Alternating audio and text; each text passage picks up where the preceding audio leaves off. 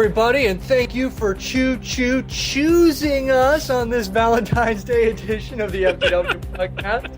Thanks, Ralph. Nice. Well played. Took me a while to figure out how to work that one in there. It is episode 101, coming to you live on February 14th, 2012. I am Harrison, and with me as always is Joe. Say hello, Joe. We'll just call this episode 1 like we got our hymen back. That's right. Rob, say hello, Rob. Hey. Kevin, say hello, Kevin. What's up? And coming to us live from the PWTorch's SmackDown correspondence room is Mike. Say hello, Mike. I'm too old for this shit. Hey guys, how's it going? Thank you. All right, this is the FTW podcast, Wrestling World in all its laughable glory. As always, we are still looking for some good show intro ideas. Continue sending those in by calling 313-444-FTW4. That's 313-444-3894. Impressions seem to be the leading winner so far, so if you want to do a wrestling impression, enough with the Macho Man. We don't need any more of those. You can also email MP3 and OG files to us at questions at the questions at FTWpodcast.com. If you're new to the show, yeah. No, come on, I'm coming down with it's like he's spelling dubstep. Yeah, I know, right? That's exactly what's going on. I'm doing Skrillex lyrics right now. If you're new to the show, check out FTWpodcast.com/live for more info about us and how to get involved through tonight's show, as well as upcoming shows. You can reach out to us on Twitter, Facebook, through the voicemail, email, and even call us in right now at 347-884-9018. We're going to be taking calls throughout the show, so if you got something to say, preferably about wrestling, and hopefully about something we're discussing, hop on and give us a call. Also, if you're looking for a very last-minute Valentine's Day gift, hop on over to the site and check out the FTW designed and approved merchandise at ftwpodcast.com/merch. It's fancy designs for the most discriminating of wrestling fans. Again, to call us is 347-884-9018. If you're on hold, be patient. We'll be bringing you on shortly. We got a live chat up at ftwpodcast.com/live. If you're on Twitter, use the hashtag FTW Live. We'll be reading your messages throughout the air, as long as they're not, insulting to me. You can insult everybody else, just not me. And since it's Valentine's Day, we asked you guys who your favorite wrestling couples were on Twitter, and we got quite a few responses, which surprised me, because when Garvin asked it, I thought it was a lame question, but we got someone. Macho Man, Miss Elizabeth, Zack Ryder and Eve, Jericho and Stephanie, which is really funny. Diva Jill and Velvet Sky, thank you Diva Jill for writing that in. And McMahon and Helmsley, which was Steph and Triple H, although there's some room for interpretation there, which I think would make some really awful fiction. Kev, what did you say? You said that you were surprised. Which one was missing? Lita and Edge. So a little surprised nobody tweeted that one, but, Hey. Dolph Ziggler, Vicky Guerrero. See, I'm leaning towards the Great Khali and any fat chick. I'm leaning towards Triple H and Shawn Michaels, because you can't, fault the bromance. Like, no, it doesn't get any love on Valentine's Day, and I think that's a fault. Hey, Mike, where were you on the Billy and Chuck entrance? The Billy and Chuck entrance. Come on, you could have thrown them in. Damn, sorry, I'm a little slow today. I'm sitting here in my head trying to think of some kind of witty couple that I can name, and all I can come up with is Vince and the 1,000 divas that have marched through WWE that he's had an on-screen relationship with, and probably behind the scenes as well. But we'll leave that. Well, he is the genetic jackhammer. He's got the grapefruits, so yeah. Yeah, exactly. Last week, courtesy of Piccadillo on Twitter, we asked for the best entrance music, past or present, what the pick was. Jeff on Facebook said Motorhead's The Game, because apparently you can rub one out to it, and that's a good yardstick. Jay on friend of Facebook said $1 Million Man's. Kurt Angle was picked by Nicholas, although he said only because you can chant "you suck" to it. That's when it became good. And Stone Cold was the one that won, hands down, among all of them. Chill Mascaras took the diehard fan route and went Jake the Snake, Warrior, Taker, Rockers, and then just proceeded to list the entire Raw roster for whatever reason. And Steven took Macho Man, which was a really, really, really good ring entrance. What about you guys? I mean, Mike, what was your favorite ring entrance of all time? I got to go modern. My favorite right now is Edge. I think he's got the greatest. I think he's got the best music and the best video and the best entrance. All right, cool, hands man. Down. Yeah. Awesome. All right, so with all the administrative details taken care of, Rob, you ready to talk about Impact? I figure we can breeze through this before we can go right into Against All Odds. How's that sound? That works for me. Impact was a short episode as they were prepping for Against All Odds. I mean, we had a few matches. Daniels defeating AJ Styles with help. Alex Shelley beating a triple threat match by pinning Austin Aries, and Douglas Williams was in there as well. Those three put on a great match. Velvet Sky actually got a win. Holy shit. And then they had a really good tag team match, which I thought set up the pay-per-view well, too. There were a few good promos in there. Like I mentioned on the pre-show, I was really impressed by Magnus's promo because Mike Ability had been one of the things that I had listed as, in my opinion, keeping him back. So, all in all, it was a stronger show than TNA usually puts on before a pay-per-view. So you thought it you thought it led into the pay-per-view relatively well? Yeah, I thought it did. I mean, it set up some good stuff. I mean, especially since while talking about promos and everything, we had the backstage brawl between Gail Kim and Tara, which I thought really led into their match well. They did a pretty good job of setting the stage and saying this is why you should watch Against All Odds in a few days. Moving on to Against All Odds, big pay-per-view on Sunday. We did a pre-show before Sunday where we kind of, gave our rundown of how we thought the pay-per-view was going to go. And I want to be completely honest, we could not get anything right on this show. First off, I mean, Sorrensen's injury. I mean, that's a big one. Our predictions were way off. Your predictions were. Mine were pretty much dead on. Yeah, shut up. Anyway, I'm sorry. Before we do that, I should announce that the winner of the predictions is Garvin. Congratulations, buddy. That is not true. That is true. It's Garvin and some other guy on the show that doesn't have no thing. I think getting 5 matches out of the 6 we predicted was pretty good. Yeah. Even with you changing one of your picks in that pre-show. No, but I'm glad I did because I would have really lost if that was the case. Anyway, right now there's a 3-way tie: Kevin, Joe, and me. What is it? 3 pay-per-views left? No, 2. Just 2. It's Elimination Chamber because we don't count WrestleMania, so it's Elimination Chamber and. Oh, I thought we counted WrestleMania. No, I thought That's what I WrestleMania. thought the reset button was. I thought that was the No, last because one. the first one was WrestleMania. Okay. WrestleMania starts season 2. Okay. So We got 2 left. Yeah, we got 2 left.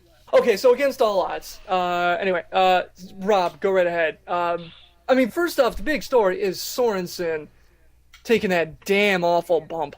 Yeah, I mean, this to me, I was actually grateful that TNA replayed it as much as they did, because this really drew my attention. I was trying to figure out who screwed up, and to me, it looked like Sorrensen made the typical rookie mistake. Yeah, it looked like Sorrensen made the mistake. I think what happened was Sorrensen stepped in a couple steps farther than he should have, and the result is he caught Zema Ion's knee right on the forehead and was just out cold. And it's one of those things that, to me, seemed to change TNA's plans on the fly.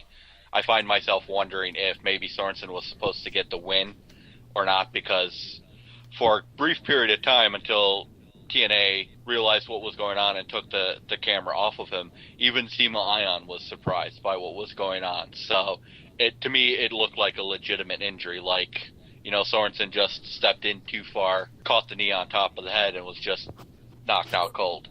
What move did it look like they were trying to do there?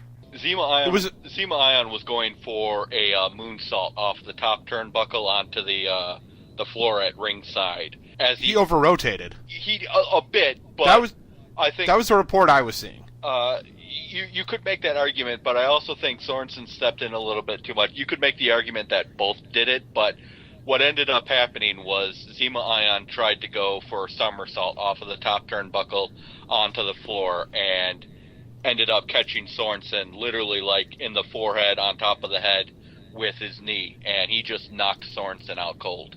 Yeah, the reports are that he fractured his C1 vertebrae, or what the reports are. Just to give an update. Be out for some time. Yeah, just to give an update, he's getting the feeling back in his legs slowly but surely. I've been keeping up on this story all week. Monday was really rough because they said he could move his hands, but he couldn't feel anything in his feet. Then Tuesday, today, he was starting to feel some in his feet, and he's starting to get feeling back into his legs. So it looks like he'll be able to walk, and the doctors are expecting a full recovery, looking at about a year. So yeah, he's going to be out for a while, but at least he'll be able to walk. Yeah, But insane Kurt Angle says he'll be out for 4 months. So Yeah, because when you want to talk about injury recovery, it's Kurt Angle you want to listen to. That's who you. I mean, go you'll to. come back. That'll be fine. 4 months, yeah, sure. And next up, he'll be going to the Olympics too. Yeah, no, I mean, he'll come back. He'll just have an addiction to pills. Yeah, exactly. There you go. I mean, the newest member of Team Angle. it's a horrible break for Sorensen because, I've been saying for a while leading into the pay-per-view that for a rookie, Sorensen had been really taking off. He'd shown a lot more talent than most rookies did, and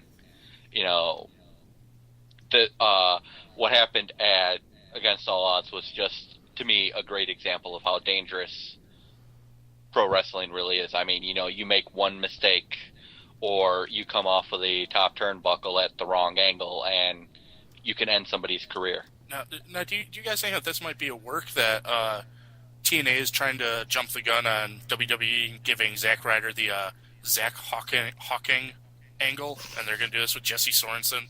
They'll have him roll out on a chair and go, Sunday. That is terrible, Mike. We're moving on from this. We're not talking about Jesse Sorensen anymore. That is so terrible. You flabbergasted Rob, which I haven't been able to do in about 30 episodes. So the big thing about Against All Odds is when we were doing the predictions, and again on Sunday, Rob, Garvin, and I were adamant about a few predictions we had. The only one we were right about was the Tag Team Championship match. We were wrong about everything else.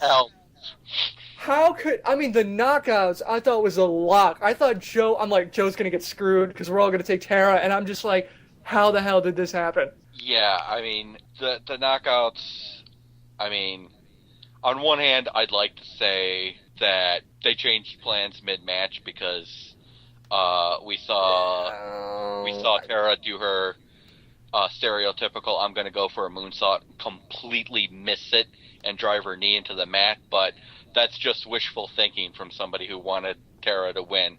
It looked to me like this was always the plan, and I don't know why TNA keeps just strangling the life out of the Knockouts division by pushing Gail Kim as the champion.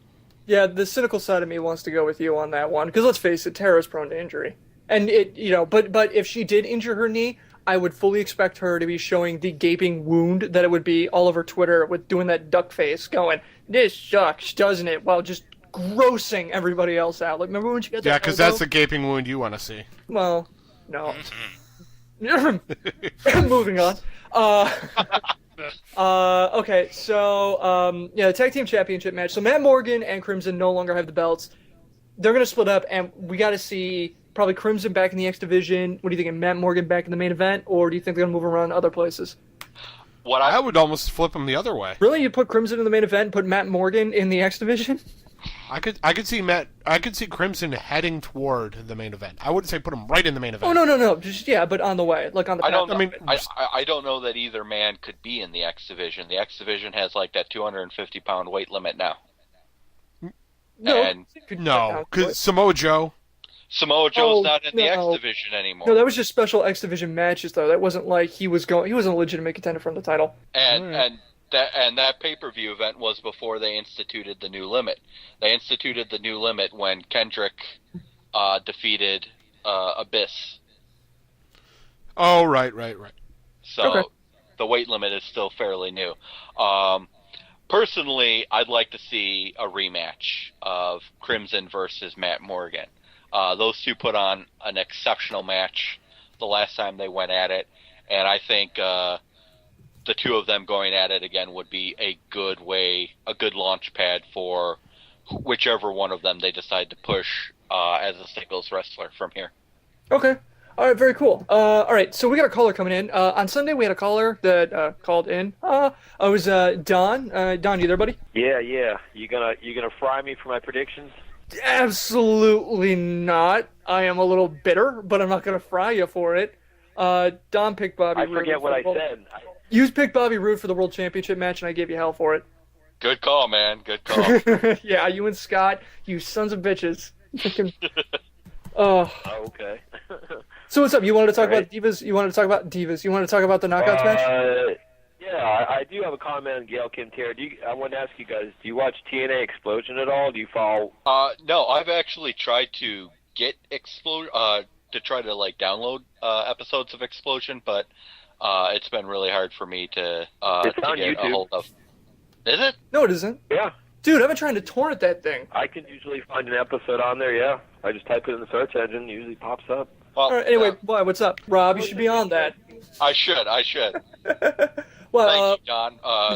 That's a great tip, man. Thanks. okay, cool. TNA has a second show.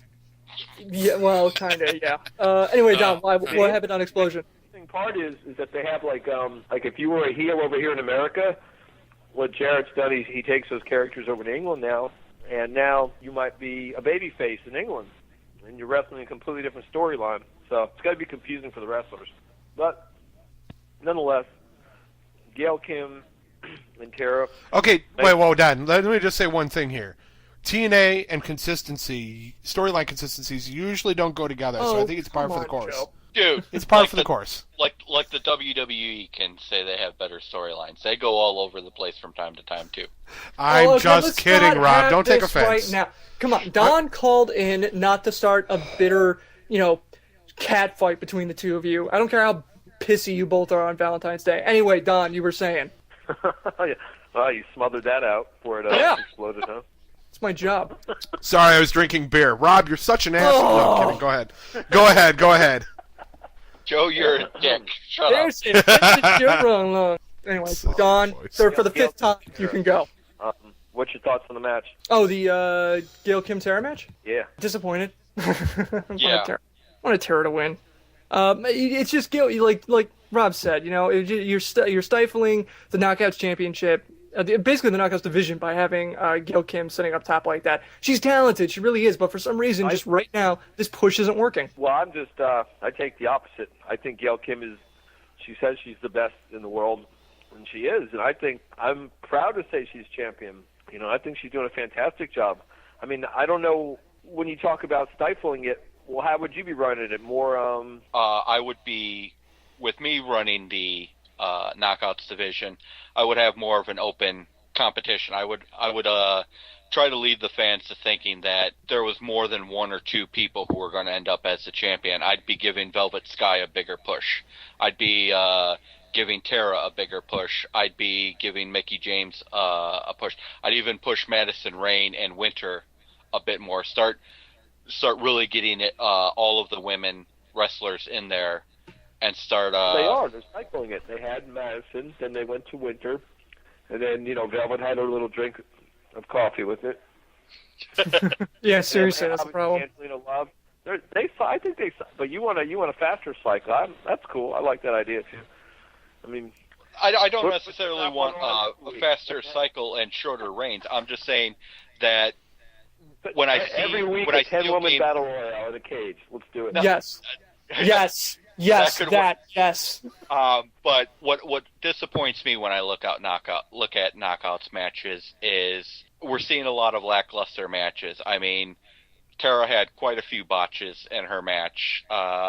Gail Kim at times, she's very talented, but Gail Kim at times comes off looking very sluggish, and they end the match awkwardly. The match goes back and forth.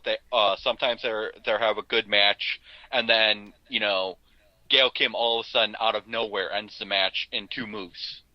And to me, it's just like you could do a little bit better. Give the women a little bit more time.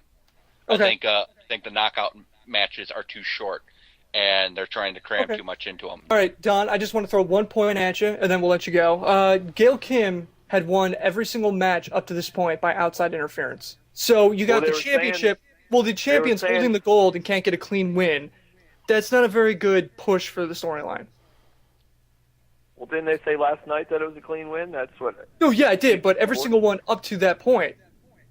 Oh, Yeah. up to that point. I'm sorry. Yeah, Okay. last night was the first time Gail Kim Yeah. got a win sans interference. Yeah, Now- you got to look now- at that entire storyline and go, it could be better. And I don't know if it's Gail Kim, I don't know if it's the booking or whatever, but I think having Gail Kim on the outside going after the belt is a lot more interesting to me than what they have going on right now. And now, if they continue Probably the worst was when they raised Madison up in that cage and she throws the brass Oh. knuckles down. God, that was Yes. horrible. Yes, I will agree with that. All right, Don, thank you very much for calling in, man, 2 times in a row. Diva Jill, you have just been one-upped. Don, thanks very much for calling in, man. All right, so one last thing before we move on. World Heavyweight Championship match. All of us got this wrong except for Don and Scott. Bobby Roode retains. Big mistake? I think it's good for Bobby Roode. You know, I think that TNA keeping the world title on somebody for a longer period of time works because then everybody really wants to see him fall. Yeah, I'm can't- with Joe. You can't have him fall that quickly. I'm with Joe. You're How did Bobby... you're really trying to give him some legitimacy. I think you got to leave him on, and I think what he said is exactly right because when he does fall, it's that much bigger. But it still keeps him in the title picture, saying I held it for 6 months or whatever it's been. So, yeah, I don't think so. I think he needs to keep it. But you're not giving him legitimacy. I mean, they're doing the same thing they did with The Miz in the WWE. Just, by hook or crook, getting he pulls. But that tricks. can work. Yeah, it can work, and I think they're doing a good job with it. What I'm saying is that it's not just. What I'm saying though is it doesn't create a legitimate champion because you're taking. But it's a shortcuts and legitimate. Right, but it's a legitimate reign because you've got you're doing something where this guy just keeps winning even if he's cheating the fuck out of everything. Right, it's a legitimate so- heel angle, but it Right, doesn't. and it works. It works because you want it. You 'Cause Joe says really it are works. building. No, you're building all these fans who want to see him fall. They want to see him fall. Who's going to do it? Jeff Hardy couldn't do it. James Storm can't do it. Who else you got? Well, Okay, that's a good point, Joe. Who else do you have? Well, with Crimson having that undefeated single streak, you could still be building toward that. that could be an interesting match. I just want to point out we gave him crap for this, but during the match, I thought it was hilarious when Garvin's prediction almost came true, and Bully Ray actually had like a 6 count before. Before people got it, after the ref got it, and then Bully Ray just goes ballistic. So I thought it was really cool that TNA teased Bully Ray actually winning the title. Okay, Rob, against all odds, how did you rate the pay-per-view, even though we got it wrong on so many levels? I thought it was a good pay-per-view, mostly Exactly. because we did get it wrong. One of the things that really makes me a jaded wrestling fan is when I sit back and I look at the show, I'm like, oh, well, A, B, C, D, those are your winners, and it pans out exactly like I said. I'm like, well, I like to be surprised. I thought everybody gave, even though I didn't agree with all of the winners, I thought, generally speaking, there were good matches. It was a good show. The Knockouts title match could have been much better, but that's really my only complaint. That's not too bad. Okay, cool, man. All right. So once again, the number to call in is 347-884-9018. If you're on hold, be patient. We'll bring on shortly. Up next is some WWE talk. We're going to talk SmackDown and last night's Raw. If you want to chime in with your thoughts, 347-884-9018. We got to get like a British woman to sing that, so I can just hit a button and it just goes. We're having a live chat. Let me ask Adele. She'll maybe. Yeah, okay. I'm sure she's Oh, free. no, I don't think she's she has been anything. for 5 years. Yeah. You gotta wait 5 years for her to do that jingle now. Oh, yeah. Aw. Also, we've got a live chat going on at ftwpodcast.com/live. If you're on Twitter, use hashtag FTWLive. We'll be reading your messages on air throughout the night. All right, so SmackDown, Joe, Mike, It's the Battle Royale. We got Joe, our SmackDown expert correspondent, and Mike, the PWTorch's expert correspondent. And I kind of want to throw you two in a cage to see who's going to come out, victorious, bathed in the blood of the sullen loser. So go. So I don't know how we're supposed to fight over this. I don't care. Figure it out. It's up to you two. But no, I mean, I want to say my highlight of the show was Michael Cole interviewing AJ, saying it's all Daniel Bryan's fault that AJ got hurt, and Daniel Bryan comes out, threatens Cole, and Cole leaves like a fucking chicken. Oh, I don't know. I thought that segment was a mess. To me, that I was love the points of the show. It was just so confusing. I mean, is AJ a heel or a face? AJ, I think, is a face, and it's Daniel Bryan's manipulating of her, and Cole actually calling him out on it. To me, it's just so muddy, and I couldn't pick anything out from there. Michael Cole, he comes out and he's against Daniel Bryan, so you'd think he's a face, that he's a face, but then he starts talking down AJ, and that makes him a heel. And then AJ starts talking down Michael Cole, that makes her a face, but she's in love with Daniel Bryan, that makes her a heel. It's just so much shades of gray. You're almost confused as to who to cheer for with that. But I think that's part of the beauty in it. It's not a definite, clear-cut, he's now a heel. He's now a face. They're blurring it a bit because it's so he can twist things around and manipulate AJ to keep from having to defend his title. I mean, obviously that didn't work because, Daniel Bryan talks about going on his nature walk while everyone's watching the Super Bowl, and he's going to take AJ home in his Prius because she's been through enough, and he's just going to go home and take care of her because that's the most important thing. Totally trying to negate the fact that he had to face Randy Orton later on in the show. Oh, yeah, that was great. I mean, Daniel Bryan is great in his role and what he's trying to do, but that segment in particular just did not sit right with me. I did not care for it one bit, but I did love Bryan throughout the show trying to weasel his way out of the match and trying to just do whatever he could to get the hell out of there with AJ. I thought that was great. I thought that was good stuff from Daniel Bryan.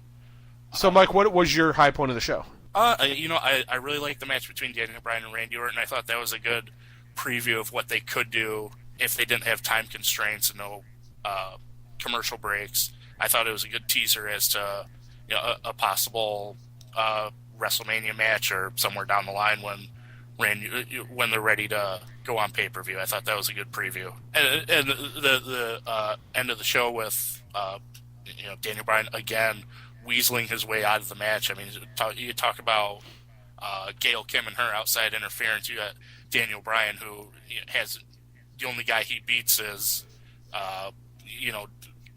Cody Rhodes, and the lower level guys, the only ones that he ends up beating cleanly. But when it comes to anyone who's on his level, he weasels his way out of the match by a DQ or running away or some kind of weird out for the match. I just think it's great what they're doing with him. It is pretty solid. So what did you think of Cody Rhodes saying Snooki has a better WrestleMania record than the Big Show? that was a good line. I am huge on Cody Rhodes right now, and what he's doing on the mic is fantastic. I hope they have something big in store for him for WrestleMania. He's One can only hope. He's a guy I think they cannot afford to have off the show right now. Both him and Dolph Ziggler right now are the two rising stars in my book. I think a year from now they'll just be so much higher than they are now. They'll look back at this and it'll just seem like it was nothing compared to where they'll be in a year, I think. Two more questions for you. One, do you think they're giving enough build for Tamina versus Beth Phoenix at the pay-per-view? I mean, do you think they've made that a legitimate match? Do you think they've had enough build-up for that?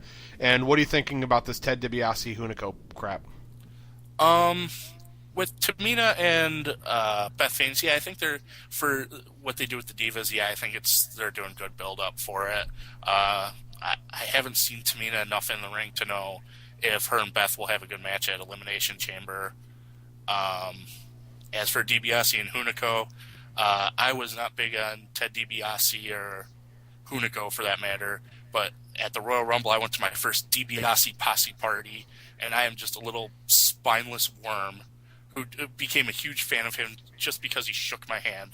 I am just such a little nothing that I turned into a swooning fan. The second I met him, I was like a teenager meeting the Beatles. I remember when you put it on Facebook, all I could think is like, "Hey, that's great. Did he pass the part your car?" But, I can't imagine anybody shaking his hand and then going, "Fuck you." Well, yeah, that is true. But he was such a nice guy, and if anyone could get a chance to go to those posse parties, it was a blast. It was pretty fun hanging out with him, and he seems like a real guy, you know. But what they're doing, I mean, it's a mid-card thing right now. I don't think we'll ever see any kind of real payoff to it, and the way that WWE's creative has been lately, I think it'll just go away one week. They'll be fighting and feuding, and then one week they'll just move on to different things. Speaking of moving on to different things, Kevin, why don't you talk about Raw? Boom! How was that segue, bitch? Oh! Now that Harrison's done celebrating his segue and success, I guess Hang on, I gotta go pat Raw. myself on the back. Don't break your arm there, buddy. Yeah. Or my C1 vertebrae. Exactly. Hey-oh! Yeah, Raw this week, I thought the matches were terrible. I thought the promos were pretty good. And the reason I say pretty good because some of them were really good and some of them sucked. Like the first promo, the debate, which I understand the reasoning they're doing this with the Republican primaries heating up and all that implies, but I don't know. It just didn't gel very well. There was Ziggler looked great. Punk, as usual, was awesome. Ziggler, I thought, was really good, and I thought Kofi did a good job too. That was the thing I was most impressed about. Is they finally give him a little mic time, and I thought, I mean, it wasn't anything spectacular, but you know, when you're in a ring with main eventers, I still thought he delivered. He didn't drop the ball. Really, because this whole segment just kind of felt to me like Linda McMahon came up with it, and Vince just went with it because A, it's the wife, and B, today's Valentine's Day. So he's like, sure, honey, whatever, we'll do your stupid idea. And then, like, he pitches it to all the guys, and they're all just standing around going, are you serious? And he's like, dudes, I need to get fucking laid, all right? And so then they just start doing it. Like that. I mean, come on. This was... Come on, he's a genetic jackhammer. He doesn't need to do that to get laid. Second reference. Punk was standing in the ring, like, really? Like, at the very beginning? It Like, was so stupid. yeah. It was just a stupid idea. Anyway, I'm sorry, Kev. Go on. That's all right. Jericho, Kofi both look terrible. I don't know if they don't work well together, if it's just because it was their first time working together. I thought it was a terrible match. Truth and Ziggler I didn't think was very good. Tamina squashes Brie, yay. Miz and CM Punk was okay. The only thing that saved Raw were the other promos. Heartbreak and Triple H was freaking awesome. No. Those two? Really? See, I was let down by that segment. What? Just Yeah. shut up, Joe. Stop. He's just saying that because he's like, I would get a rise at the biggest Triple H mark ever. I was let down. No. I wanted there was something it seemed to lack for me that I was waiting the for. world's greatest promo. God.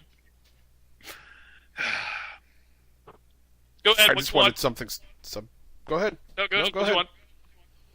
No, I just wanted something. Either it missed a little bit of that spark that they had when they did something similar last year. Okay, if you say. Go ahead. Well, I'm done. Ryder takes what I thought might have been the most dangerous bump WWE's done in a long time. When I saw him flying off face, stomach first, and I'm like watching his knees and ankles like hitting the ground, I'm like, wow. I mean, that, you shove him off that way. I mean, Yeah. what if it turns? I mean, what if for whatever reason in the air he turns and just snaps his leg? Yeah, a lot of wrestlers on Twitter were saying that looked insane. Yeah, I saw that. I had to sit back for a second. I don't know about anybody else, but I like the touch of Cena throwing up the axe. Think it keeps with the reality era. I actually thought that was good. I still am I'm a huge K mark, and I always will be. But I think this is a good angle for him, the embrace the hate thing, and he's really owning it. His promos have been really good. Yeah, I mean, promo-wise, I thought it was a good night, but match-wise, I just thought it was terrible. I'm sorry, Mike. Were you going to say something? Yeah, when Ryder landed, all I could see were his ankles. Oh my god, they look like they're about to snap in half. I thought the exact same thing. I literally was watching like his ankles. Like, did he snap one? I was seriously worried. Yeah, it was like the first time they showed it. I out of the corner of my eye, I saw his ankles, and they showed that replay, and I watched it. I'm like, oh my god, that looks sick there. And then the way he just belly flopped onto the floor, that was a pretty nasty bump there. Even if it is on. People were speculating that was on carpeting or padding or something. That still has to hurt. That's still what? Yeah, 6-7 feet off the maybe more than that, 10 feet off the ground. Maybe I don't know. Yeah, it's a rise, and this isn't your back. There's maybe. Oh God, how do they learn to fall on carpeting? Yeah. I was shocked. I really had to sit back because I was real surprised at that bump. All right, cool. All right, you guys ready to move on from Raw to the main event? Do it. All right. Once again, call us in at 347-884-9018. Call in, let us know your opinion. We promise not to make fun of you too badly for it. FTW Podcast/live if you want to listen, or hit us up in the little chat thing we got going on. If you want to use up our if you want to use our own personal hashtag, it's FTW Live. All right, so basically, we had a listener left a message on our voicemail. Due to technical difficulties, we are unable to play that right now. We're still ironing out the live thing. But basically, it was with Sheamus's win at the Rumble, he became one of the handful of guys who won both the Royal Rumble and the King of the Ring. The others being Steve Austin, Hart, Lesnar, Shawn Michaels, Triple H, and Edge. Now, do you guys feel that WWE is pushing Sheamus too much, too fast, and he's on the same track as or he's on the same track as these guys that we mentioned? Do you see him either being burning out or being the next biggest thing in the WWE? I think I think there's an actual legitimate chance that he might be the next biggest thing. I mean, WWE has really done a good job of pushing his accomplishments for being a foreigner. First Irish-born WWE champion, all of that stuff. And the WWE knows that they are losing ground to TNA in the overseas market, which is why they've pushed Khali, and they're working some more with Barrett, who I think Barrett could also be in this category of Sheamus. But I think they're going to start trying to push some of the foreign wrestlers that they've got a little bit more to try to create and keep more interest for them overseas. Yeah, I agree with Rob. I do think he has a shot to be the next big thing. We've talked about this in the past, that wrestlers talk about the big guys like Triple H, John Cena. He's well liked in the back. He goes out there, he does a good performance, good on the mic, and he's willing to make some sacrifices, play hurt, push other guys. I think I'm still convinced that when they do want to make him the super face, they're gonna go with some sort of Boondock Saints angle. That would be epic.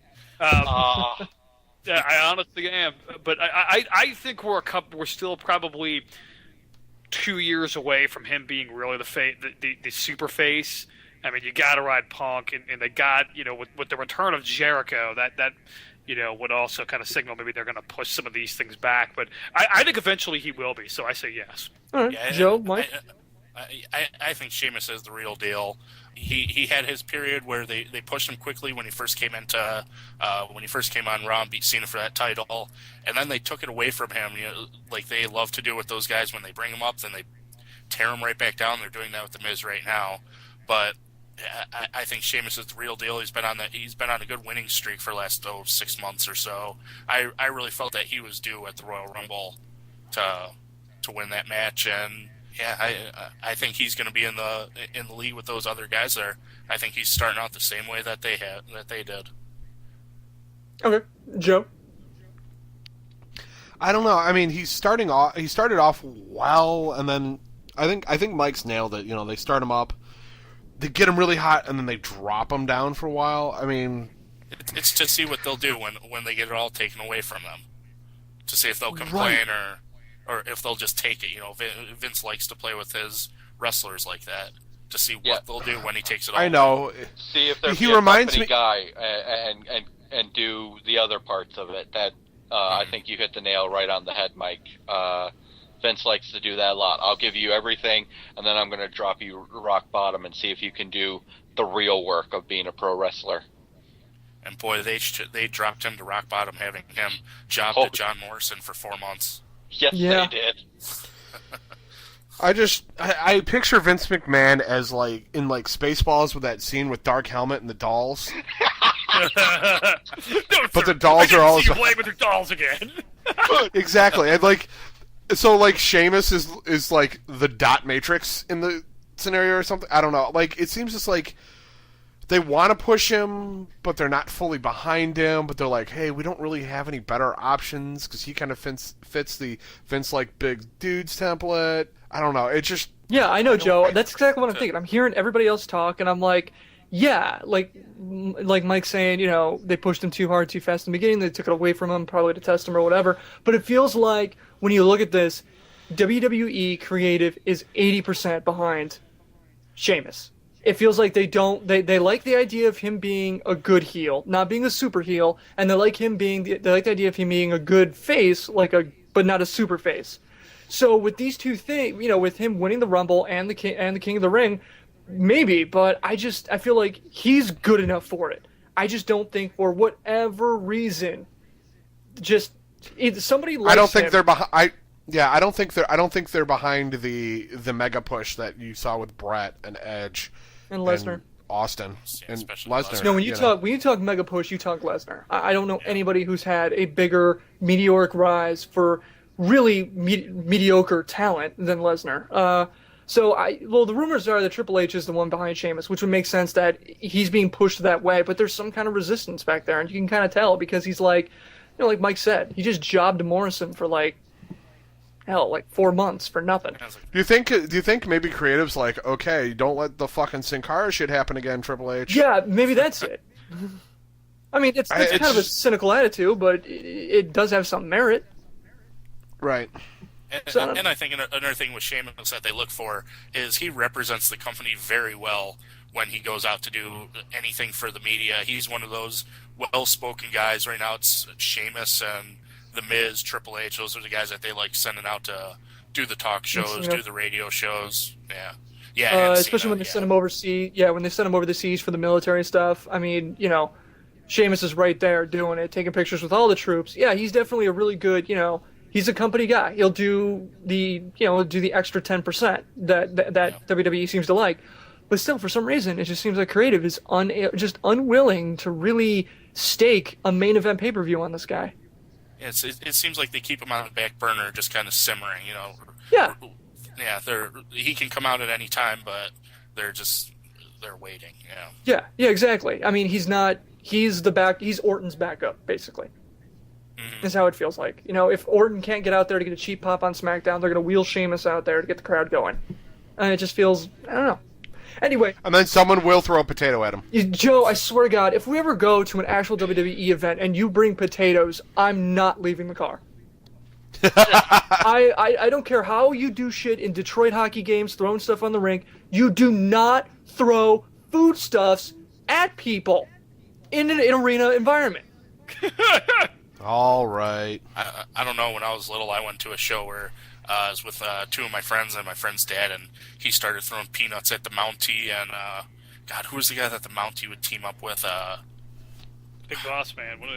That was it was something right. something Ouellette, Carl Ouellette, I think it was. When they were the Mounties, he was throwing peanuts at them, saying that he had to feed the elephant, and they pointed him out, and they took us back, and he got arrested, and we got thrown out of the venue.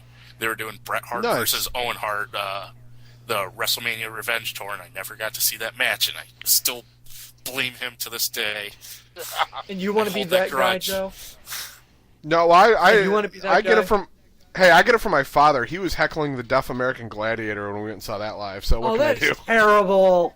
What was her name? No, he wasn't heckling her. He wasn't heckling Siren. He was heckling Siren. Elektra because he was heckling Elektra because she was on the Contenders platform to signal Siren when to go in the ring game. Where you swing on the rings. Oh yeah. Hang tough. Yeah. Yeah. Oh, That takes a I'm lot proud of my father. That takes a lot of effort to heckle a deaf person. I mean, you got to go out and learn sign language, and you got to practice for a few months. Really, it's Then you just gotta one make sure- finger. Then you got to make sure that you have their attention, and that just seems like a hassle. I just throw the peanut. That's where the peanut or the potato comes in. Oh my God. Okay. All right. So Move on. it's official. It's just. Oh God damn it, Garvin. What if they were nearsighted too? Oh.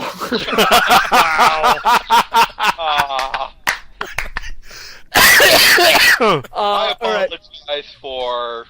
Oh. You know, I would apologize, but I don't think there's too many groups of people we haven't offended yet. Midgets. Well, if the deaf people listening to the show want to call up and complain about Harrison, give them the number. That's right. If you are hearing TTY. the news, you want to talk to us at 347-884-9018.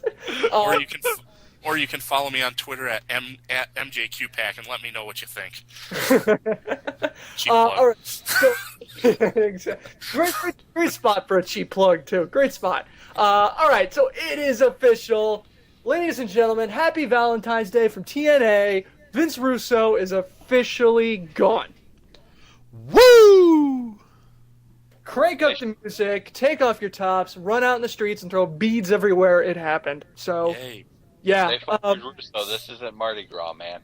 Yeah. So Dixie Carter officially announced it as mutually amicable and professional, and succeeded in not using the term future endeavors, no matter how awesome that would have been.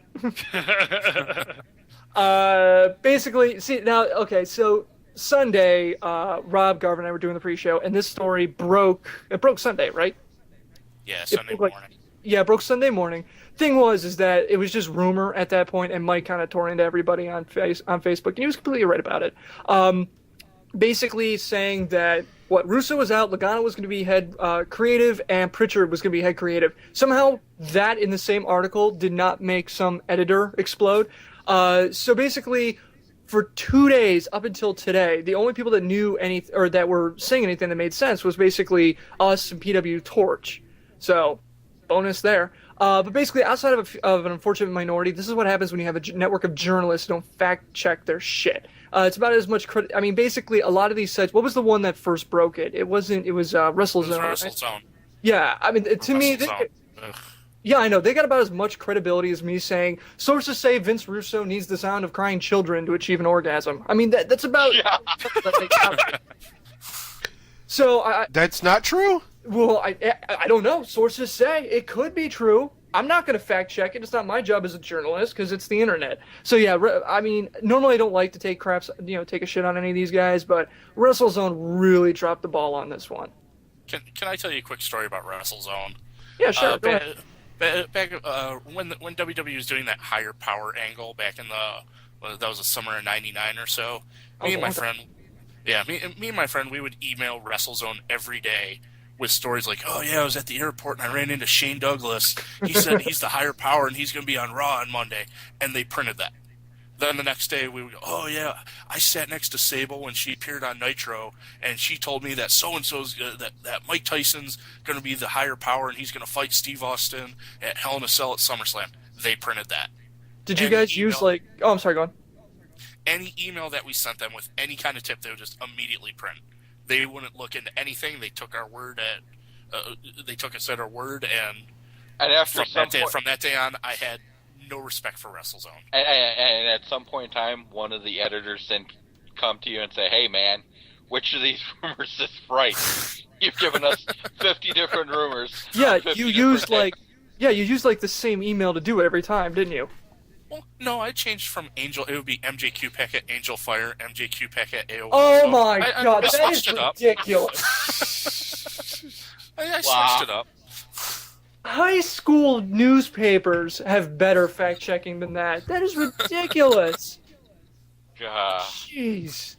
So yeah, I mean, I don't like taking craps on anyone, but anyway, so it happened. the fact is, Vince Russo is gone from TNA. The rumors are, and that's pretty much what's going on. Pritchard's basically staying head of creative. Why would they change that? He's been doing pretty well so far. And Lagana, and that's the guy behind the We Want Wrestling hashtag, I believe, right? Yeah, he was the former head writer for SmackDown. Yeah. Really, really smart guy.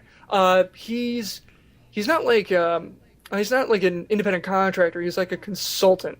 Where he's consulting on storylines, but he's not writing them, from what I understand. It's still kind of, I don't know, if you have to be that inside baseball about it, you can find some other show to listen to. So what do you guys think about, I mean, we asked this on Twitter, and the overwhelming response was obvious. I mean, Vince Russo's gone, so when do you think we're going to see change? Do you think we're going to see changes in TNA, and when? We'll start to see them. It's going to take a little. I mean, I don't think we'll fully get it for a couple months because they've got to wrap up the storylines that are already there. Yeah. Mike? My understanding was that Bruce Pritchard, he was the head of creative, and all Russo was doing was writing the scripts for him. He would say, I want this to happen, this to happen, this to happen. Write me a script with all that stuff happening. For my understanding was Russo had very little input as to what would happen on the show, and I think him leaving, they're just going to bring someone else in to write the scripts, and I don't think you're going to see that big of a difference in impact. See, that's my understanding, but part of me thinks that having someone like Vince Russo in the room, regardless of what situation he's in, especially there, tends to stifle things a little bit. I mean, I still think the big problem is, I mean, I don't want to point it entirely at Eric Bischoff, but he does seem to exert an inordinate amount of control, and not letting guys who, like Lagana, who are incredibly smart, young, talented, really, really hungry, and did amazing things with Ring Ka King. Doesn't seem like he's really comfortable giving them a free rein. So you have people like, Vince Russo coming up with those storylines. So Mike, I think you're right in that big picture. We're not going to see much change, but I think there's going to be little bits and pieces that are going to be just, I don't know, tighter, and then we're going to start noticing that, or I don't know, maybe it's just rose-colored glasses for all of us. I don't know. And I wonder how many fans of TNA also know that who Vince Russo is and that he's gone. I think people who watch TNA, I don't know, and I don't know if it's going to mean anything for their ratings, or that all of a sudden Vince Russo's gone and they're going to pop a 3.0 rating this week, just to show TNA what the problem was. Yeah, I highly doubt that. No, I got to say that just the hardcore TNA audience has got to be smaller than WWE just math alone. But yeah, I think Vince Russo leaving is really only going to be noticed by us, maybe for a week, and that's it. I mean, the problem is that he was a convenient boogeyman for us to constantly use for everything we didn't like about TNA. So now what? Eric Bischoff. Now we go to Bruce Pritchard. Hogan and Bischoff. Come on. So now we go to Hogan and Bischoff again. Pritchard. No, we're not going to blame Pritchard. He's been doing a pretty decent job. I mean, face it, TNA storylines have gotten a lot better since he came around. Dixie Carter, then we can go after her, whatever. Yeah, she's no, been around for years. I don't know about that one. Who do you think they're going to sign when she gets her allowance? Hogan and Bischoff. I mean, come on. Well, if you do want to hate What Bischoff, track record of success do either one of them have as promoters or main? well, Bischoff Yes, is really. Bischoff's kind of responsible for WCW being so huge. He's also What happened? He is also responsible for its demise, but he got it to the mountaintop. So there's that's all that. that matters. Yeah, I mean, I disagree. I think the collapse is even bigger because if a company got as big as they did, that shouldn't have happened. yeah, no, I'm absolutely with you. But you kind of have to take that as a factor into it. Eric Bischoff did get them to that height. Right. But, I agree with that, and that's a valid point. But at the same point in time, I'm with Kevin. When you take a company that comes out of nowhere and all of a sudden is a legitimate rival for the WWE, a rival that the WWE is actually afraid of, Better and ratings. is actually losing to Yep. for most of the Monday Night Wars, and then you just completely destroy that company, that's got to show up on your resume too, as at least as big as, if not bigger than, the accomplishment of getting them up there in the first place. Yeah, no, I know. I'm just saying. Just you don't want to throw that out there. So yeah, if you want to stick it to Eric Bischoff, you can head to our website, ftwpodcast.com/merch, where you can buy a proud 10%er shirt and poke him in the eye.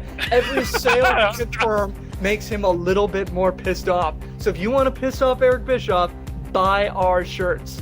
That's right. I got it. For every one of those shirts that we buy, we email Eric Bischoff saying, "Ha." No, damn it. No, Rob. Rob will email. You know what? Fine. You want to volunteer us for that? You're doing it. For every shirt you buy, Rob will personally email Eric Bischoff saying we sold another one. There. That's gonna do it. And if you guys get successful enough, Bischoff Hervey Productions will make a reality show about your t-shirt business there. But we won't have any midget wrestlers. No, but it will star Charles in Charge. Oh, Nicole Eggert, please bring her. All right, so if you guys have anything to say, you can call us in at 347-884-9018. This is your opportunity to voice your opinion. You've heard from us tonight. We want to hear from you. The number again is 347-884-9018. You get to talk to the sexy and lovely Garvin before coming on, and he's always available for a good time on this lonely Valentine's Day night. Hint, hint, nudge, nudge. If you slip him a $5, he might even talk you off. Also, we've got live chat happening at ftwpodcast.com/live. And if you're on Twitter, use the hashtag FTWLive. Tell us how great. He's almost finished with his beer, so he's going to be pleasantly drunk. And he gets handsy when he's drunk, so look out for that. You guys are quick hands. How do you think I got my spot on the show today? Oh. Wow. Did you remember to cup the balls? It's cold One for outside. the team. That segment, good to know. All right, for guys who is new to the show, each one of us is going to get 30 seconds to sound off on a news topic, that being one news topic. And if there's time afterwards, we're going to scream at each other for a little bit, which is probably going to happen. Item number 1, is it too far-fetched to say that Kofi Kingston could win the Elimination Chamber? Joe. Yes. While Kofi does have the talent, I don't think that there's enough momentum with him to push him into a great storyline going into WrestleMania. And I think they need a little more hype behind it than what he's got currently. Okay, fair enough. Kevin. Yeah, I'm with Joe. With the guys that he's in the ring with, it's not going to happen. I still think he's doing a great job. I'm a big Kofi fan, and I think he's going to have a place in the future, but right now, no way. Okay. Rob? He could be a viable contender if WWE had the balls to try to create a title feud between Daniel Bryan and Kofi Kingston, but they don't, so he won't win. Okay. Mike? I'm thinking maybe if Kofi goes downtown and legally changes his last name to Irvin, dyes his hair blonde, and starts getting a Canadian accent, he might have a chance of winning. Otherwise, I don't think so. That would be awesome. What if he just took on the role of Kerwin White? That's going old school there. You're hitting Wikipedia right now, aren't you? No, but then he'd have that built-in feud with Dolph. Oh, true. But he'd have the golf cart. But What is this, a hipster off? What are you two doing? Bring back the Mexicools. There we go. Move on. God, that's always your go-to one to end the conversation. I love the Mexicools. I'm sorry. Isn't that what Hunico and Camacho are doing right now? Basically. No, they're stealing TNA's gimmick of Mexican America. Well, with the lowrider bicycle. Oh. Well, I think they need to freshen up their gimmick and have them come out eating Taco Bell. Walking a chihuahua? Clickets. All right, so I really want Kofi to win this. I really want Kofi to win this. I think he's almost there, and I think they should take a chance on him like they took a chance on Sheamus and just give him a push and see what happens. Because basically the guy has done nothing but been awesome, and he's just been held back by things he can't control. I mean, Evan Bourne is just sucking him into this dark place, and I'm glad I want him away from that. And he is such a dynamic talent that he could really, really kick ass if given the chance. Basically, everyone on Twitter basically echoed Joe, saying that they want to see him hold the title eventually, just not yet. I'm sorry, go. Let me take this one step further. Let's say he wins at the Elimination Chamber. What's the next chapter of the story then? I don't know. I mean, that's the thing. That's the problem. I think they'd end up having him drop the title to somebody. Like right afterwards, like before WrestleMania. Yeah, Like a next like night. a rematch on Raw. or SmackDown. You know, they do a rematch, and the title would change hands. So it would be like what Christian went through. Yeah. So, I don't know. I mean, if Kofi was in the middle of a huge feud with somebody at the time, yeah. But otherwise, I mean, that would suck. I'd rather he just get knocked out in 10 seconds than that. See, I think it would be a good way to build the feud between Punk and Jericho. Would have, you know, maybe Jericho screw Punk at the Chamber and have Kofi win or something, you know, and then the next night, I don't know, Jericho wins the title and then they go on and fight Punk. But I don't think that'd be too good, though. I'm just kind of spitballing an idea there. But I mean, if Kofi could it be wins, something? It would have to be the next night. They'd have to take it off him. Yeah, would it be something awesome and totally unexpected? Yes. Yeah. The problem is they don't really have anywhere to go with it. There's not enough heat behind Kofi. Okay. Well, storyline wise. Okay, fine. How about this? What if we flipped it? What if Kofi was in the World Championship, Elim Chamber? I actually think that's a lot more plausible because it seems like the World Championship is the like the B championship to the WWE one, and that's the one that you want. Yeah. It's one step up from the US Championship, and if you want to look at the future, that's where you look. And would you guys disagree with Kofi winning the World Championship that night? No, I won't be offended by that.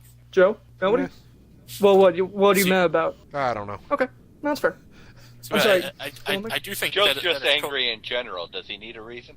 No, that's fair enough. Good point, Rob. I'm full of rage. Rage. Okay, Mike, you were saying?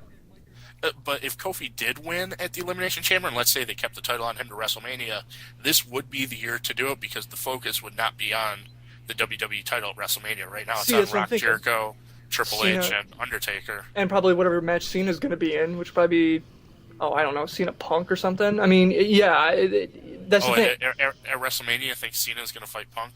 Oh, I'm sorry. Yeah, Cena Rock. I'm an idiot. No, not. Forget it. I was thinking something. I wasn't thinking Cena. I was thinking something else. Anyway, yeah. I mean, this would be it because you're right. I mean, if going into WrestleMania, if Kofi held the WWE Championship, it wouldn't be the huge match of the night. Although one thing to point out, outside of Rock, if Kofi won, he would be the first Black WWE champion. He's only the second one if he did it. So there is that. I mean, a little trivia thing that we can discuss ad nauseum as much as we want, but there you go. All right, ready for the undercard? All right, time for the undercard. Brandon Jacobs is going to be on Impact this week. For many wrestling fans, you have no idea who this guy is. Suffice to say, he's a football player who won a prize a couple of weeks ago, and this isn't it. The New York posted an article about it with lame references and horrible wrestling puns that basically show the author had no idea what he was going on about. Jacobs did, however, say that his favorite wrestling stars were Shawn Michaels, Owen and Bret Hart, Rey Mysterio Jr., Hogan, Sting, and Macho Man. Now, I don't want to nitpick, but only two of those people work in the same company he appeared on, and the rest are either dead or wish Impact was. Maybe not the best group of guys to name drop. Don't want to wait until the WWE Network finally happens to watch WWE Legends House? Good news, everybody! It's going to be on Sci-Fi. Our hope was that this will be on, say, after SmackDown, so it'll give us a third hour on Friday, and give the Iron Sheik a proper time slot for when he verbally attacks everyone with racial slurs and profanity. So get that bleep button, folks, because this is going to get crazy. But when am I going to watch Merlin? DVR. It'll get bumped. Dude, Merlin's a great show, but Iron Sheik locked in a house with a group, at first it's going to be nuts. Halfway through that season, it's going to be like, oh my god, Jersey Shore is Masterpiece Theater next to this. Fuck B. Brian Blair. Exactly. It's going to be awesome. I want to see. I want to see the episode where Roddy Piper and the Iron Sheik finally go at it with each other. You can have a drunk. Shit. What's his name now? My mind blanked on me. Yeah. It's okay, Rob. I'll rescue him by moving on. You suck Hulk Hogan ass. You suck Hulk Hogan dick. Have they announced the rest of the people in the house? I think they just had 3 or 4 out of 7, I think. I don't want to keep announcing it every week, so until they announced all 7, we weren't going to announce it on our show. But yeah, they've been steadily announcing it. We'll look it up real quick, and then we'll throw it out there. But yeah, I don't think they're going to announce all of them until probably the week before, and I imagine it'd be a huge thing on Raw or something. Anyway, Is WWE likely to bring a cruiserweight-themed show? That's the rumor. And to back it up, Tajiri closed his promotion in he closed his promotion in Japan due to creative changes. It would be really interesting to see if Tajiri back and those two and WWE making the show if these rumors are connected, and to see cruiserweights in the U.S. again. Do you guys agree with that? I mean, kind of nice to see a cruiserweight themed show, or do you see basically that's where SmackDown's going? I think it would be cool to see, but I don't think they're going to do it. Really? I don't think WWE has enough faith in cruiserweights to do a whole show around them. See, you bring up an excellent point, because if you want to look at where the cruiserweights and the up-and-comers are, it's in Superstars and NXT. Yep. Yeah, They've that's always what been the cruiserweights are. pigeonholed. I don't see anything changing. Yeah, so, why would they... I'm sorry, go on, Mike. Unless they made the cruiserweight division was you had to be under 300 pounds and above 6 foot. I don't see it happening. So that's the new cruiserweight is Sheamus taking on Randy Orton every night. Yeah. Well, Mark Henry competing for the cruiserweight title against Khali. well, Ultimate X match. Yes, I want to see them strapped. Oh my god, that would be awesome. Watch Khali try and amble his way up to those ropes. Or they do the asylum match. You got somehow Mark Henry's up there, but he's stuck in the hole and he can't climb out the top. He's like Winnie the Pooh stuck in the tree. well, see, the funny thing about that is I was just about to say the same thing. I mean, we've got cruiserweight wrestling in the United States. It's called the X Division on TNA. But here we go.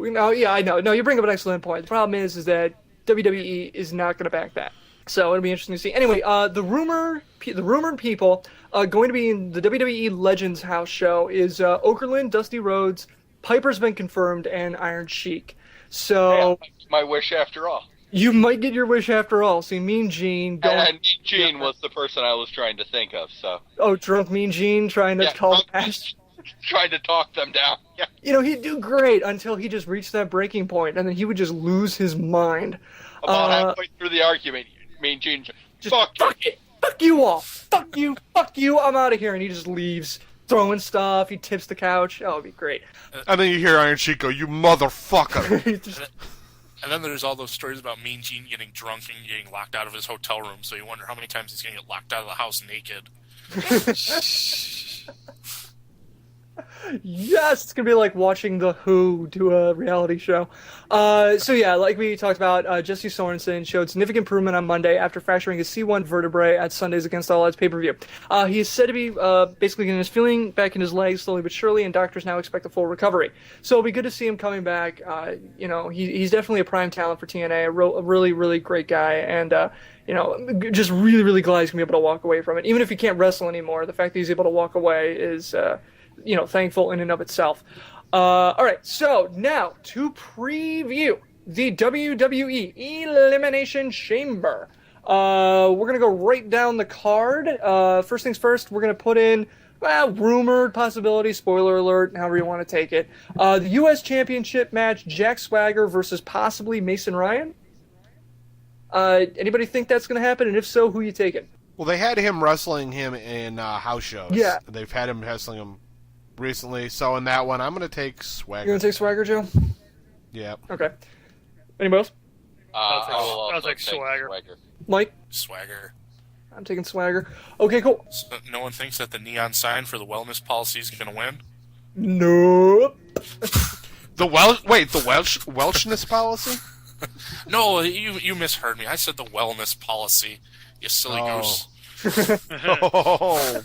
All right, tag team championships, probably going to have to be defended. Epic and Primo versus possibly Usos, who are basically, these four are the only tag teams in the WWE right now, essentially. So, anybody think Epico or Primo would drop it at Elimination Chamber? Yes. Yes, I think the Usos would pick it up because they did a cooking show on WWE.com. Wait. Wow, that's some solid reasoning. Wait, Hey. hang on, wait. You think... Here's the thing. It's the WWE tag division, so it's about as solid of reasoning as you're probably going to get. That's better than mine. Pretty much. Primo. No, I'm sorry, what were you going with, Kev? I'm going Primo. I'm going with Joe, man. That's a really good point. They did a cooking show. What they cook? Hey, they cooked some Samoan salad and some chicken on the grill, Hell yeah. but they added like 5 pounds of fucking soy sauce as a marinade, Wow. and like 20 onions, and it's crazy. It's crazy. Anyway. How's that show not on prime time on CBS or something? that sounds like must-see TV. Because they wouldn't wash their hands and shit. It was funny. The next All right, Iron Chef anyway. episodes. Yeah, really. Mike, who are you taking? I'll go with Epico and Primo. I don't even see a tag team title match even making a pay-per-view. When's the last time it's been defended on pay-per-view? And not just because Evan Bourne was on his funcation, but tag team's just not priority to them right now. And it should be. I mean, yeah. All right, go ahead. Move on. All right, Rob, who are you taking? I'm gonna take Epico and Primo. You're gonna take it back on. No, the thing is, we're all kind of, except for Joe, we're all going against basically what Diva Joe in the chat room saying, which is that Usos deserve a push, and they really should. But I disagree. I think it's gonna be Epico and Primo, despite Joe's really good point about the cooking show. All right, so ambulance match: Kane versus Cena. Okay, so who's taking this one? This is the tough one in a way, because if they want to do anything truly interesting, if they really want to pull Cena off TV for a little bit, you do Kane. John Cena going toward WrestleMania. I know, right? I don't know. I'm gonna say Cena. I'm gonna take Kane. Kevin's taking Kane. I think I'm going with Cena, but there's going to be some weird twist in there. That's my concern. Is like there's going to be some twist, and that's how Kane gets it. I don't know. I think there's. It's just tough to call. I'm still going to take Kane, but I think I could see what Joe said, but I don't. Can I make a call for a bonus point? Keep him going. All right. Can I make a call for a bonus point so that if Zack Ryder gets involved and Cena just throws him in the ambulance and Cena and Kane walk off? Like they're teaming up now? Like he's embraced the hate? If they're go. Wait, okay, so you want a bonus if point for they're that? going with a Cena heel turn, they're saving that for WrestleMania. No, it makes sense to have. They got to do it before Because WrestleMania of if The Rock. Rock's going to be the face. Yeah. No, it's a good point. It would have to happen now. If they were going to do it, now's the best point. But that is such a roll of the dice, man. So basically, Joe, you're saying if Zack Ryder, if he's used for a heel turn... In this particular scenario, I get a bonus point. Okay. This specific... Hey, I'll give it to you. Yeah. It works for me. All right. All right, so Mike, who are you taking? I'm going to go with Kane on this. I think they're going to have Kane go over, and it'll give Cena something to do after WrestleMania. So you're saying, so you're really thinking that the Rock Cena thing is just a bump in the road? No. I think in this that's- storyline. No, in this No, I- storyline. You think that this storyline's going to be put on pause, Rock Cena is going to happen, and then they're going to pick the storyline back up? Yeah, I think so. See, I got to be honest. I think Kane will do something else for WrestleMania. Yeah, it'll kind of just be hitting a pause button. Yeah, I'm going to agree with you, Mike, because rumors are that Rock is going to start shooting movies like right after WrestleMania, which throws any kind of extended storyline there out the window. So it makes sense for that. I mean, you could see Kane Ryder happening at Mania. Yeah. Kane Ryder could happen, yeah. If Kane beats Cena and goes after Ryder, I mean, that'd be pretty good. All right, so bonus point. Okay, so Garbage changing his pick to Kane. And he's saying bonus point if he loses his wig. So I'm going to put Garv wants a bonus point. Kane loses wig.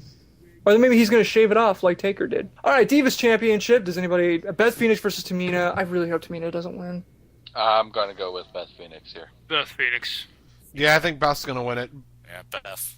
to set up Beth and Karma. Yeah. Do you think Karma's going to make an appearance? Yes. The only thing I could think of is that, to flip it, is that she makes an appearance, allowing Tamina to get the win. But then they get the belt out of the way of their feud? Well, then they can feud, and then it gives Karma someone else to go after. Wait, so... They did it in TNA, where Kong was more focused on somebody else getting in the way of her getting the title than she was on the title.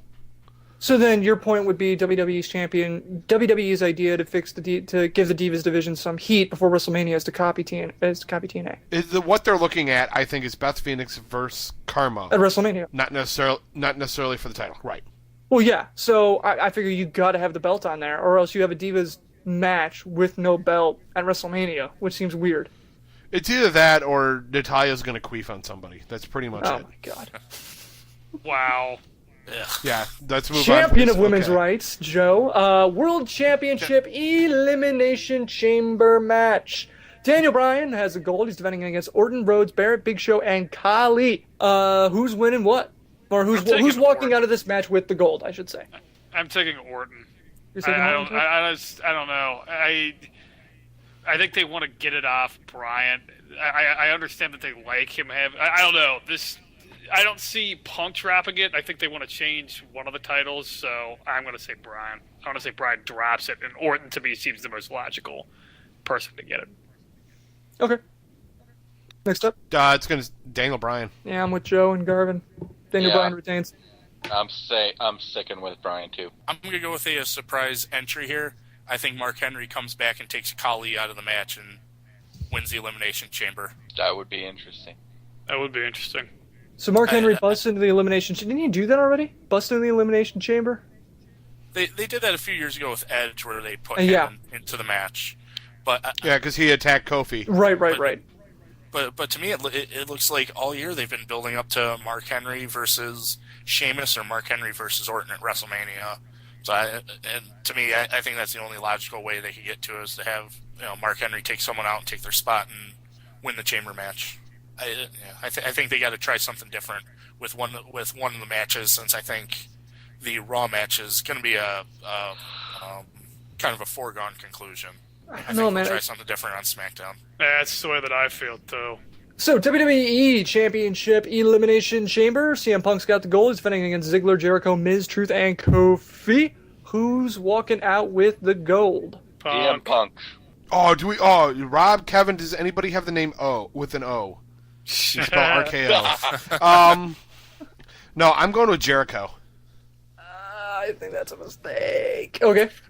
I'm going with Jericho as well. Really? Why is that? I think that's the only way I think that's the best way they can get to Jericho Punk for WrestleMania. If you're to do Jericho versus Punk at WrestleMania, it wouldn't be logical to have CM Punk beat him clean in the Chamber and then give him a rematch the next month. To me, that just doesn't make too much sense. I think Jericho is going to screw Punk out of the title, or there's going to be something shady will go on, and I think Jericho walks out with the title again. Yeah, It's just okay. a theory, but I don't know. You got too much momentum behind Punk. I don't think so. But maybe, Jericho gets the walls, he taps, but the refs, I don't know. But it's an interesting theory. I'm not changing my pick, though. No, that's fair. I'm going to take Jericho because Mike brought up a really good point, and I keep forgetting when it comes to these that it's who's walking out with the gold, not necessarily who won. So yeah, I'm going to I'll take Jericho for that, because you're right. There is really no other way to get Jericho in WrestleMania other than this. I mean, this is it. This is their last way of getting him in. All right. So speaking of Elimination Chamber, we'll be doing a live pre-show for the pay-per-view this Sunday at 7 p.m. Are we doing it at 7 p.m. or are we going to do it earlier? We haven't decided that one yet. So basically, check out our Facebook and Twitter accounts. No, it's fine. Check out our Facebook and Twitter accounts. We'll let you know the time. You can call in, tweet us, chat with us, leave us a voicemail, do whatever it takes to let your voice be heard, because it's the name of the show. All the information will be posted on ftwpodcast.com/live very soon. So if you want to get a finalized time on when that'll be and where we're going to do it, you can definitely check it out. And definitely look for our Facebook and Twitter accounts, because they'll be on there. All right. Time for Win of the Week. Boom. Your wins of the week. Go, Joe. I still want to go back and say the win of the week is the segment with Michael Cole, AJ, and Daniel Bryan. I just really liked the heel Punk-esque speech that Daniel Bryan gave, the "I'm better than you" type speech. I went out for a nature walk and I drive a Prius. He's so opposite of Garvin on that one, but I can see Garvin driving a Prius. He drives a tiny car anyway. Hey, don't knock that tiny car. Oh, the little bug. I love that guy. All right. Kevin. Yeah, I drive an Aveo too, dipshit. Kevin, your win of the week. I'm sure this is a shocker, but it's the HBK Triple H segment. No. I never saw like that I said, coming. Sure, it's a shocker, but yeah, it was awesome. I loved it. Wish it happened more than once a year, but that's all. That's all we're gonna get. So I enjoyed it. Good times. All right. Rob, your win of the week. My win of the week is going to be from the Against All Odds pay-per-view. I thought Austin Aries and Alex Shelley had a freaking awesome match. And it was one of the best matches of the night as far as I'm concerned. Shelley and Aries did a great job of entertaining with getting frustrated at not being able to win. All in all, it was very entertaining. So basically, you're reading the chat room, is what you're saying, because that's what Diva Jill said her win of the week was in the Shelley Aries match. No, I didn't see the chat room, but apparently, Oh, yeah, sure I am. you didn't. Right. The teacher caught you cheating, and now you're going to say you didn't see the note. Whatever, fine. Mike, your win of the week. I'm going to go with the Jesse Sorrensen. Are you taking the classy pick? Yeah, for once in my life, I'm going to be classy. Yeah, I'm going to take Jesse Sorrensen getting feeling back in his legs and that he's going to have a full recovery. Yeah. Regardless if he's wrestling again, the fact he's going to be able to walk is, great news in and of itself. If I have to go with a on TV pick, like a storyline pick, I'm going to go with John Cena getting some from Eve. All right, so my win of the week is something that happened that didn't seem like anybody noticed, but I don't know if you guys noticed this. Gunner got a win on Sunday. It happened, folks. Gunner got a win. Maybe his fall, because we were talking about this on Sunday, his fall from grace might finally have a floor. Sure, it was against Garrett Bischoff, but it still counts. It was a win on a pay-per-view. Maybe someday, and his floor is Garrett Bischoff. So that is a deep fucking well, is what that is. All right, so your fails of the week. Fail of the week. Go, Joe. Teddy Long again. Just I don't know. Teddy Long is wearing so thin. Dude, I was over him a year ago. If I can put my hipster glasses on and say that. Holla holla! Oh God. I guess he's great at the live shows, at the house shows, but Then stick him at the house shows. hey, maybe that's why Laurinaitis may become the also SmackDown general manager. That'd be awesome. That would be great. I would love that. Maybe the anonymous Raw general manager will become the anonymous Raw or SmackDown general manager. Well, they need to keep that storyline. They got to do some of that storyline. I notice the computer isn't ringside anymore. All right, Kevin, your fail of the week. My fail of the week is Randy Orton botching his own finisher. Which he does brutal. frequently. But this one was horrendous. I mean, Joe, still takes the fall. Randy's, standing there, all right, because he could have thrown up his arms, chanting, "You fucked up" at him. I mean, He went home and beat his wife after that, too. Just to make up for it. He blamed her. Well, what'd he do? Take a page out of Bob? Never mind, I'm not going to go there. please don't. Wow. It's already sunk low enough. Yes. Like you said, I found my... Hey, Gunner found his floor, I found mine. I mean, this one was just terrible. So What's worse was the announcers tried covering for it, too. yeah, But they didn't want Randy to come beat them up after the show. Oh, another great RKO. Great one, Randy. Please, I have children. Out of it. All right, Rob, your fail of the week. My fail of the week is going to go to the ending of the Knockouts title match. I mean, it looked like they were trying to give us a great match between Tara and then Gail Kim, and then, all of a sudden, like I said, 2 moves, and then boom, Gail Kim wins the match, and it's just, I'm getting so tired of it. Okay. They really need to come up with a better gimmick, better way to push Gail Kim. Yeah, I'm getting tired of repeating that conversation with you every single week. All right, Mike, your fail of the week. My fail of the week is going to be the ratings for last night's Raw. The ratings came in this week at a 2.99 rating, down from last week's 3.25 2 weeks ago, was a 3.55. They're just losing viewers in WrestleMania season. I mean, a year ago, when he made his big return, they scored almost a 4.0 rating. They've lost a complete rating point in 52 weeks.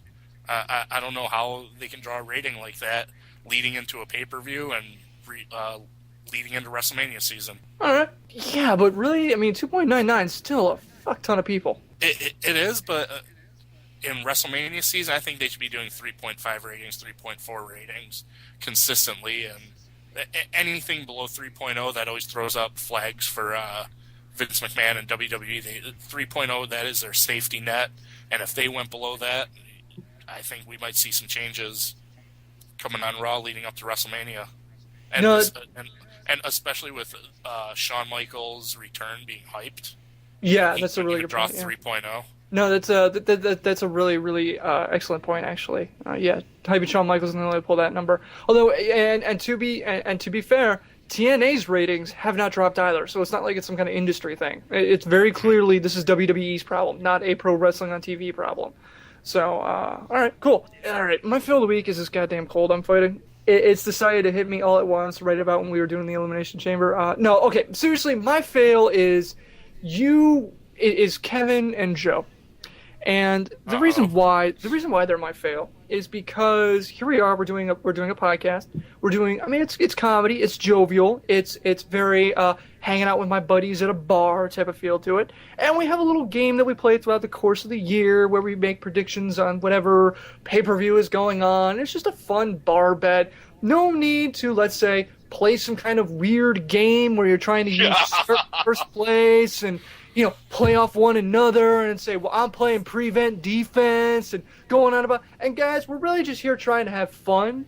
And you two had to come in and poison the well with your excessive amounts of competitiveness. And I gotta say, just mean-spiritedness. And I think that's anti the spirit of what the pay-per-view picks are gonna be. So I just want to say, I am perfectly fine if you guys wanted to withdraw your contention for the championship at this point and just say, you know what, Harrison, you're right. We cede to you. Harrison, you're facing Team No Rebuttal right now. No, I'm facing two meanies who won't let me win, is what I'm facing. Exactly. You are not winning this bitch. I really want to fucking win this. God, I had like a 3 pay-per-view lead at one point. Fuck. Anyway, and you let it dwindle, you stupid ass. All right, well, special shout out to the Pro Wrestling Marks. You guys have been awesome. We've been a part of this group for some time, and it's been lots of great conversations on their Facebook group. They've been super supportive of the show, and they're really, really great. They've also got a very active blog at prowrestlingmarks.blogspot.com. So definitely check them out. You're going to get much better. Basically, you're going to get a much better content than you would get at, let's say, WrestleZone. Mike, if you have any plugs, go right ahead and hit them up. Yeah, every Friday I review SmackDown for PWTorch.com. You can look for my reviews every weekend, usually posted Saturday afternoon. I'm also on Twitter at MJQPAC, that's at MJCUPACH. I tweet live during Raw and most WWE pay-per-views. Fantastic. And it's really, really funny. Oh, thanks. Well, no, I mean, it is. I mean, No, I'm saying thank you. Oh, okay. I thought you were like, oh, gee, shucks. Jeepers, you jerk. All right. As always, you can find this episode as well as our entire archive at FTWpodcast.com. You can hit us up at Facebook.com/FTWpodcast, Twitter.com/FTWpodcast, YouTube.com/The FTW Podcast. Buy our merch at FTWpodcast.com/merch. We got a lot of really great shirts on there, including the 10%er shirt. And for every one that you guys buy, Rob will personally show up to the house of Eric Bischoff and punch him in the dick. You can call us at 313-444 FTW4. That's 313-444-3894. And please rate us on iTunes. You guys ready to get out of here? Yes. All right, let's get out of here. Thanks for having me, guys.